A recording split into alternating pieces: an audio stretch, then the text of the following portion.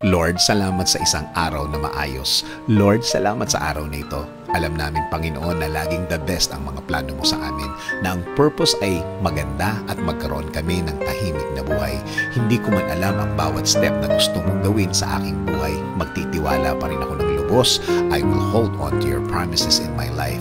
Alam ko, hindi mo ako pababayaan kahit isang sandali, Lord. Salamat sa isang araw na maayos na puno ng iyong pag-aalaga. Maraming salamat din sa mga tamang tao na ilalagay niyo sa aming araw ngayon. Alam po namin na pinili niyo po ang mga taong ito para magbigay ng tamang impluensya sa aming buhay at tamang gawing halimbawa sa mga pagkakataong gagawa kami ng desisyon. Lord, ikaw na ang mag-lead ng buhay ko araw-araw at alam ko kung ikaw ang nasa buhay ko, ang lahat ay magiging magaan, Lord.